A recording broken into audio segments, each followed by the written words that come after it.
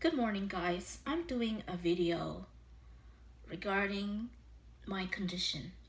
I was humming and I was thinking, would I even like to share or would I even like to broadcast it across the world?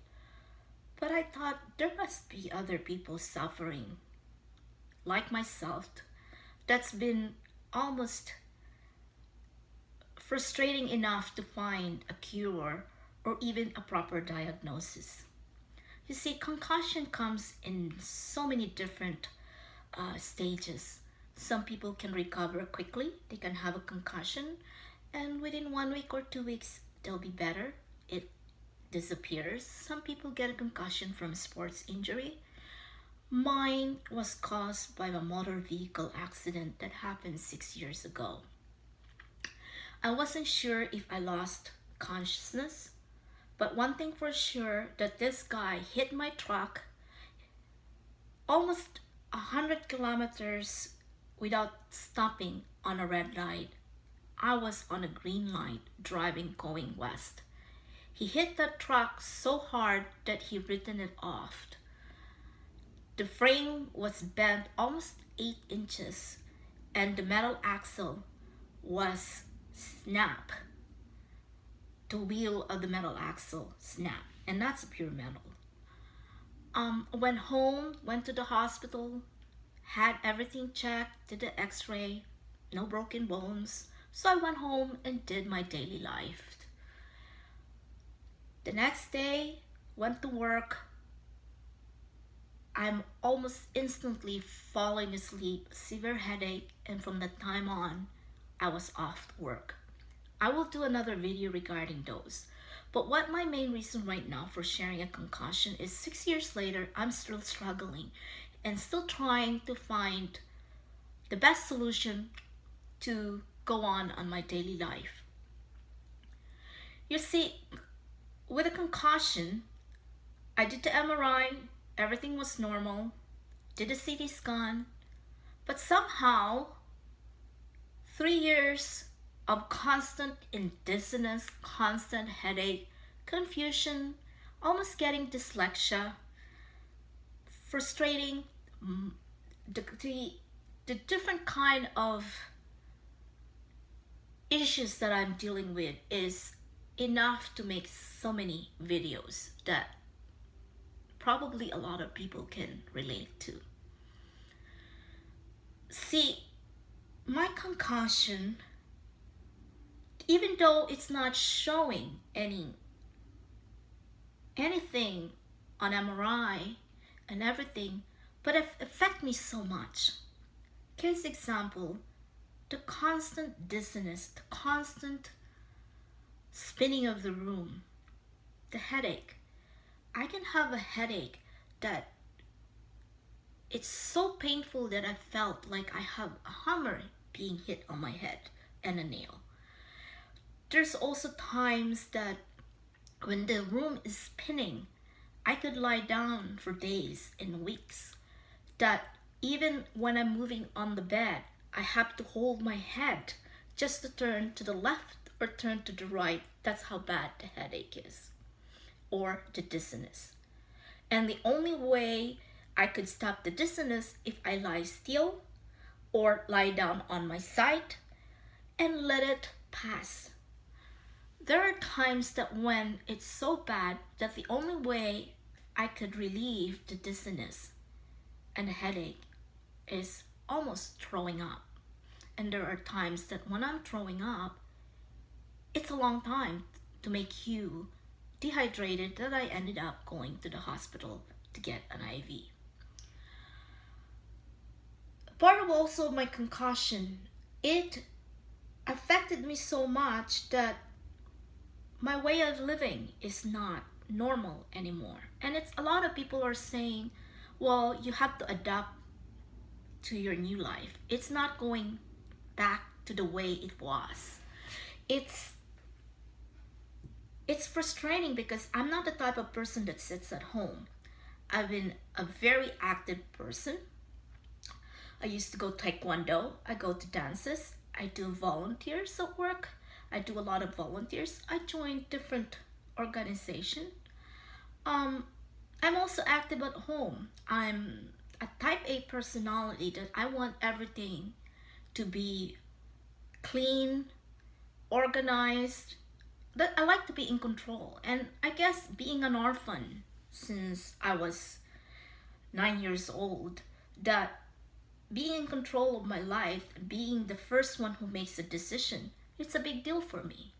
And now there are things that I don't decide anymore, that I am in the mercy of the people that I care of.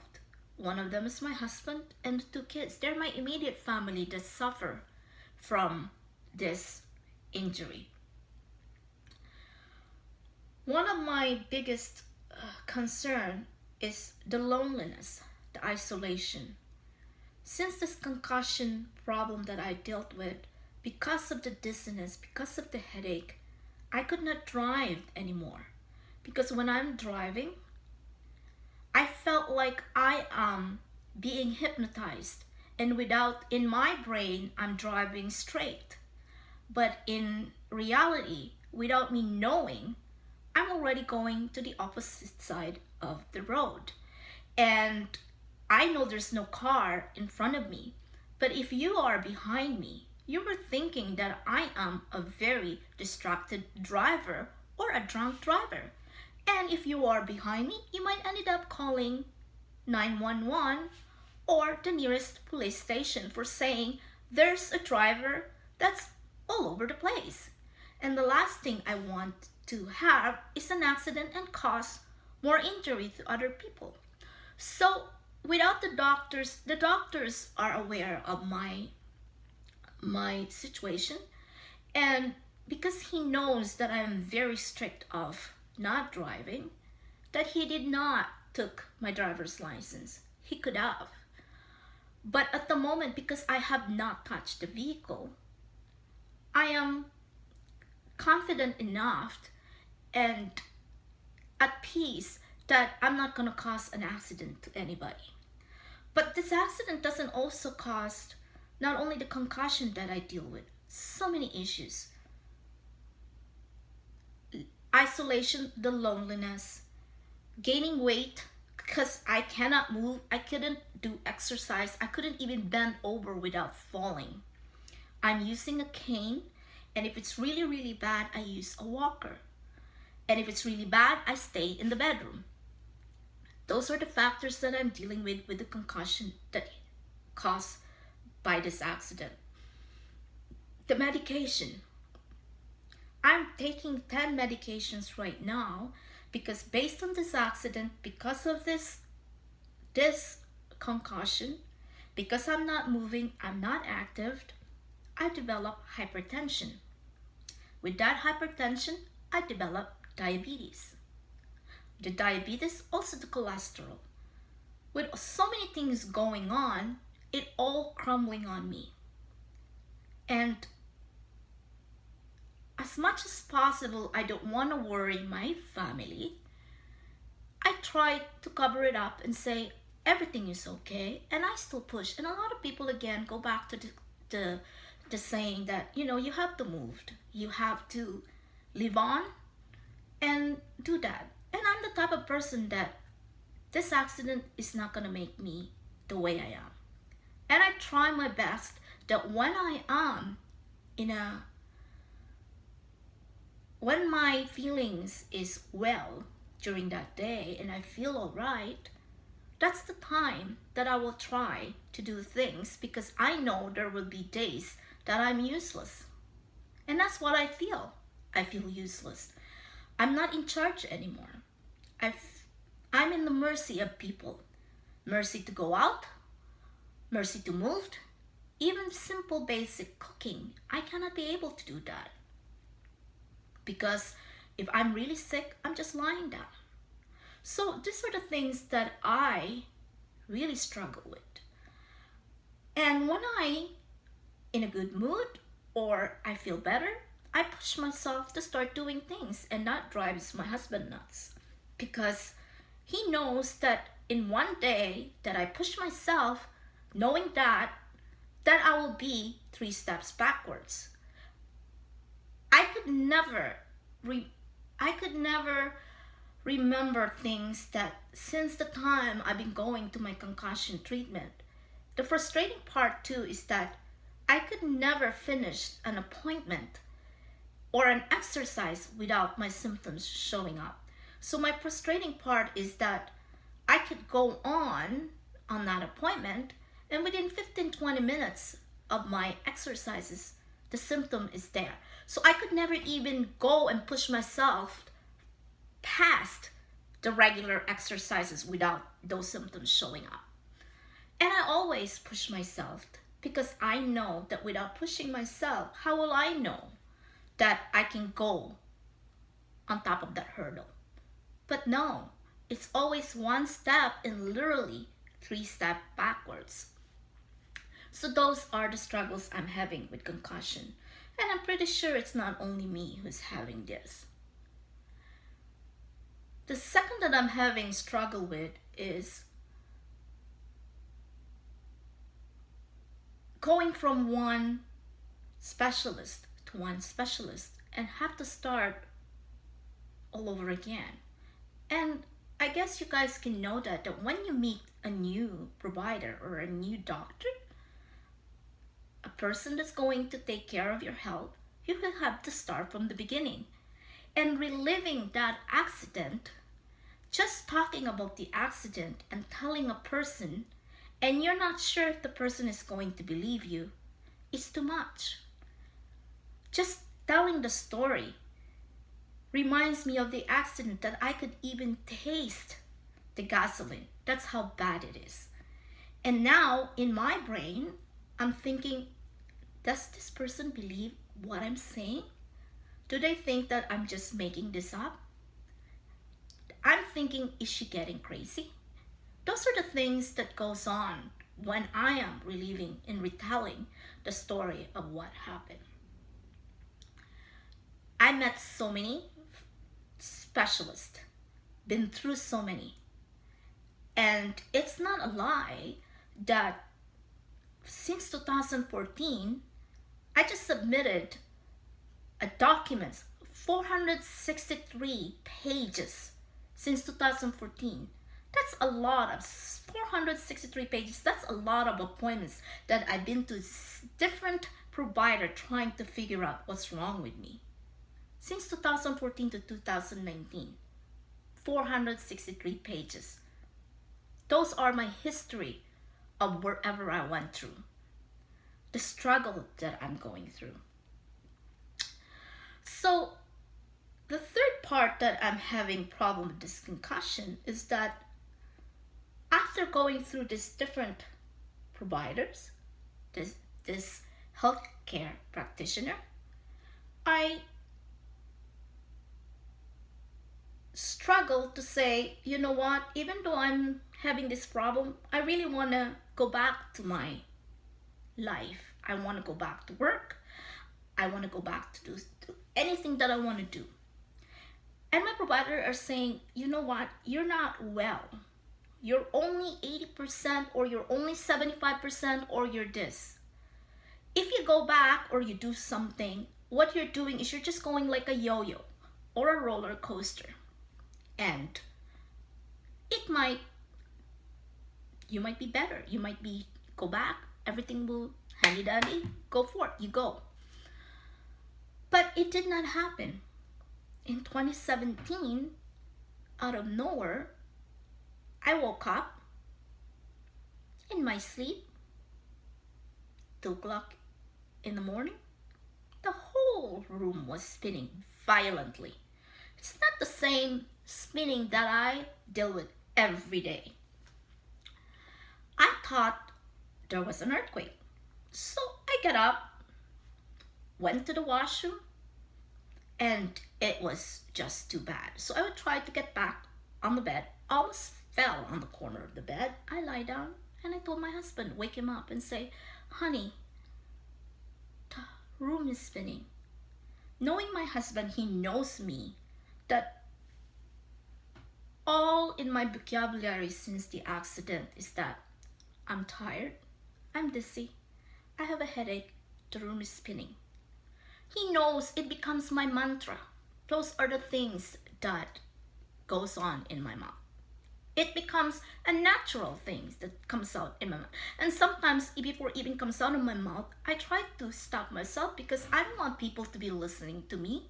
That's all I say. That's all in my mind. But it's true. So he gave me a hug and say, honey, just lie down. I'll hold you. Keep still. We're okay. Sleep. Go back to sleep. All is good. Not even 1 minute. I jump out of bed, run to the washroom, and I just no shaded that I throw up non-stop till I was brought in to the emergency. I could not even get up. I was like worse than a drunk person. I was all over the place. They ended up putting me in a secluded room with its own washroom so I don't have to be running back and forth through the whole emergency room trying to do whatever I need to do. And I was hospitalized for 10 days. They tried everything. Did MRI again, did CT scan, did all the tests that I could think of, and they couldn't find anything. The only thing that they could diagnose me is vestibular neuritis and ear infection. And on ear infection, it took me 10 days. They would not release me. Even when they were releasing me, it was a condition that I have to have a walker because it's not safe for me to be alone. It's not safe for me to be walking because when I walk with a cane goes with me when I fall. So is the walker. So I literally stayed downstairs even I came out at the hospital. Go on. Now I'm off again from work. Stayed. I tried to get back in April, go back to work, and I could not. Same thing. I tried to drive. I begged my provider, can I go back? I really want to go back even though I'm not feeling well, because I really want to get out on the house. I don't want to wait again 3 years for me to get back to work. I tried, did not last, only last 2 weeks. Because before I could even start to work, because I'm driving, the concentration is so intense, driving 25 minutes from my house to my work, that before I could start work, the headache is so intense that when I'm getting up again, you will see me stumbling or swaying. I stopped working because I would come home after the 4 hours return to work. I was trying only the short term, the 4 hours gradual back to work. I went home. I would not even know that I went home with still my work clothes and would lie down on that sofa at 1 o'clock in the afternoon, coming from home without lunch, and fall asleep in a deep, deep sleep. And only time I will wake up is when my husband comes home, knowing that my husband comes home at 6:30, 7 o'clock, and he would try to wake me up and I would say, oh, you're home early. And he says, no, honey, it's after 7. I sleep so long, so deep, that I wouldn't even know that I sleep that long. That's how tired I am for the 4 hour that I work. So I ended up stopping. By July, and I've been still constantly having the same problem. By July, I woke up again, 4 o'clock in the morning, and I have the tingling sensation in my hand. As if you fall asleep with it, you just shake it off because you know you fall asleep on it a long time. But then I notice the tingling sensation from my fingers are not going away. It's starting to cripple up right on top of my elbow, right on top of my shoulder, and this is now at 6:30 in the morning. And I start feeling that the tingling is climbing up my neck. I wasn't worried because I'm going to see my family doctor that day. So by 7:30, the tingling sensation now went through the back of my neck, right, only half, right in here. So I told my doctor, and my doctor says, well, I check everything. Because I told him that my blood pressure is very high. And I'm on the trial for the blood pressure medication. And he said, you know what? You're not nauseous. You don't have headache. I tried everything. And probably you have a nerve around your neck. So that got pinched. And you know what? Just shake it off. Maybe take something and go home. And that's what I did. By 1 o'clock, the tingling went now on half of my face. It's now on my face. And my face felt like I went to the dentist and have a freezing.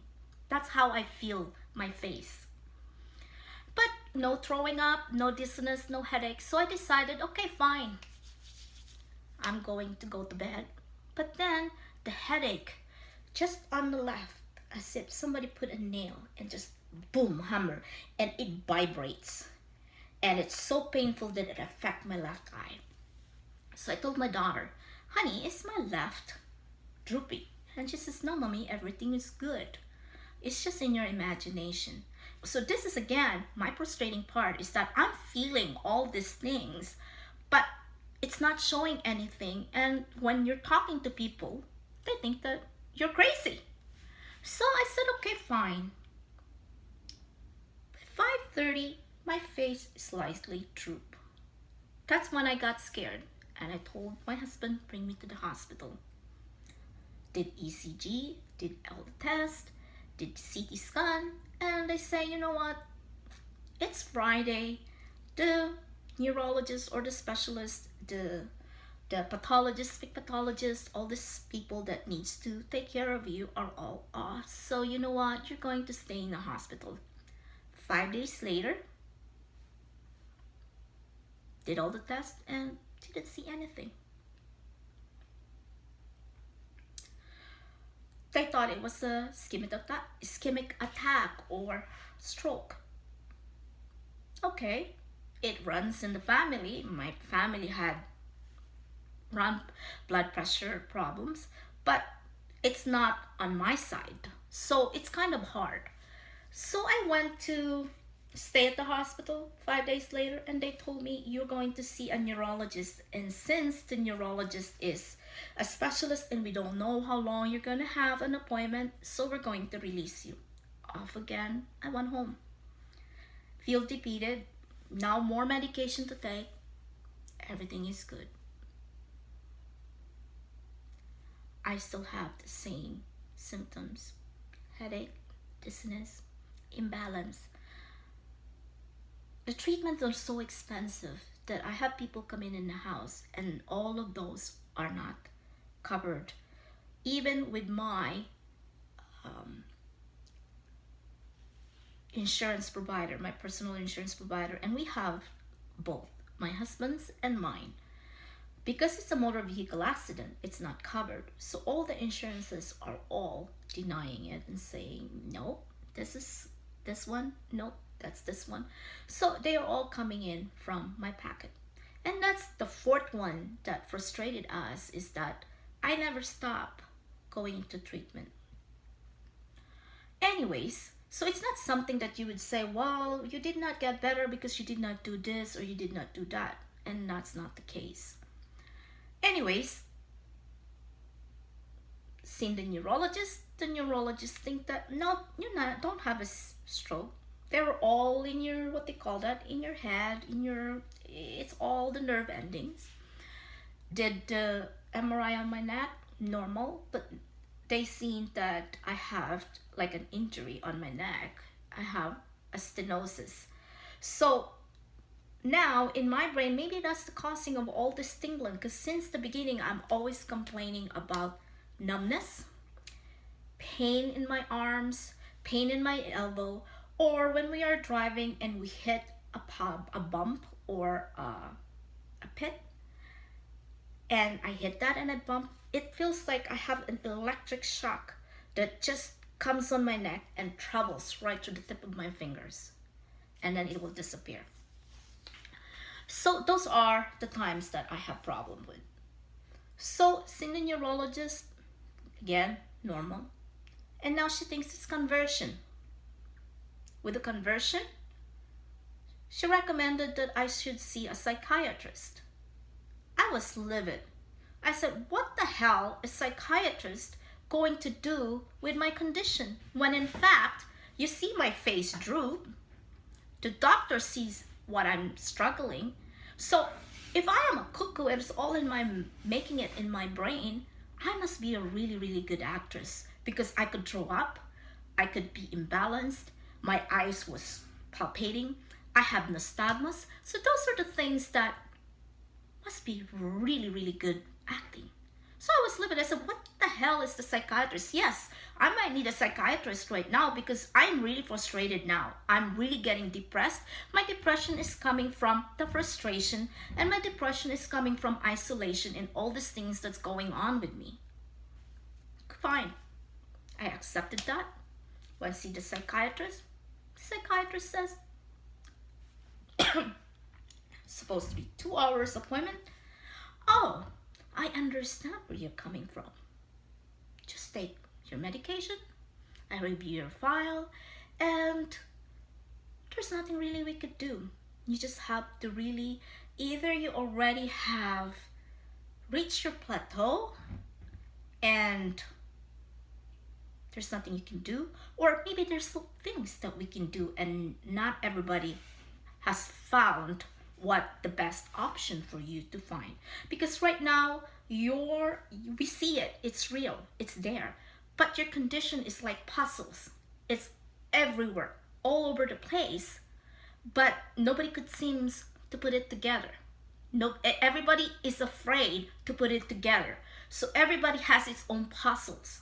One saying, oh, your in-depth vision has a problem and can cause from head trauma. Oh, you have this because you haven't moving. This is the problem.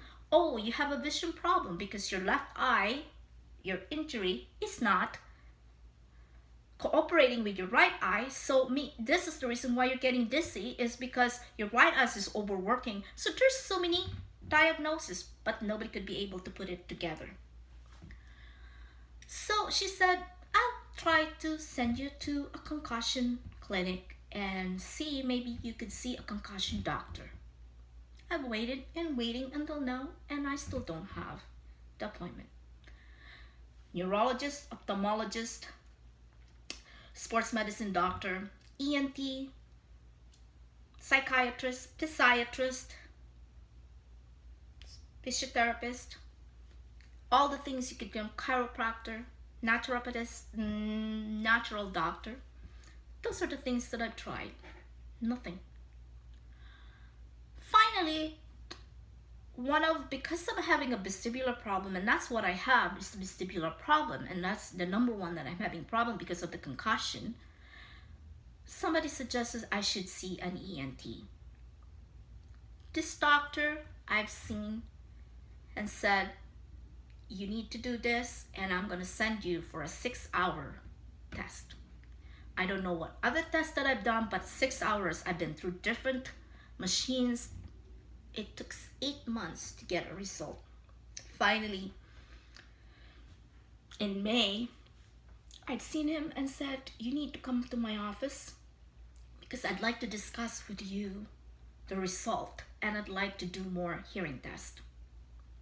Went, he discussed and said, based on the test, that you might have this. So, but right now I did the test, and part of your hearing is slightly dissipated, or you have a hearing loss from the last time I've seen you, which was October, and now it's May. So did the test and says, you know what, I'm gonna send you for a special CT scan for your templar lobe. And I did, went. And before that, he says to me, based on all the explanation you told me, that not only I have a headache, now I have constant ringing, deafening ringing, the high-pitched ringing, and sometimes the fullness of my ears, as if I just came out from the plane and the ears hasn't popped out, or I feel like I have water in my ears. or sometimes it feels like I'm listening to a cone, or the fullness that I'm so lightheaded that I feel like I'm air on my head. And he diagnosed me with Meniere's. But I have not heard about Meniere's.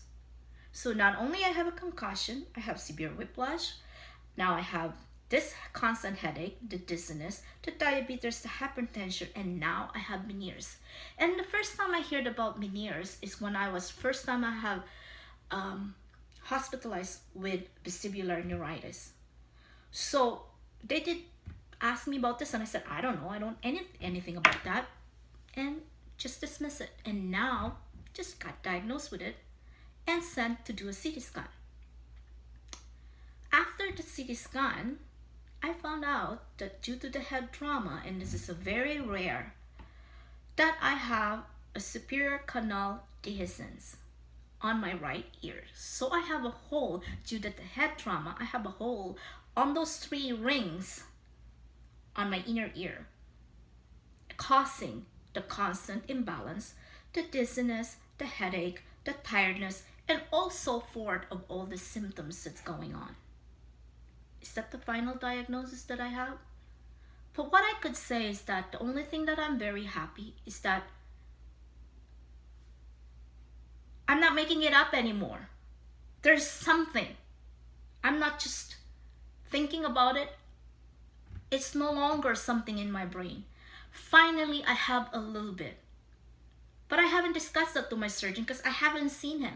I'm just going to see him in August 9. And from there, who knows? I know he mentioned the last time that if it's really bad, that I might end up with surgery. That means putting a hole on my brain, putting a hole on my head. So my point is that this concussion caused so many things that some people might not have anything at all. But why me? But then all I could say is that there might be other people that are worse than me. But the only thing that I could say is that the reason I'm sharing this video is that I hope that there are other people in there that having similar symptoms of mine, that you're not alone. Get some help. Take control of your life. Don't just listen to one provider and say, this is it. Try to look for one thing. And if you are wanting to need some help or to talk, contact me. Maybe we could just talk about anything, and maybe you'd say, you know what, I have the same symptoms, but maybe it's not concussion. Maybe it's something else. But hopefully this video that I shared will help other people. And to put a period of saying, you're not crazy. You're not alone. The good thing I have is that I have a very good support. My husband is my number 1 cheerer.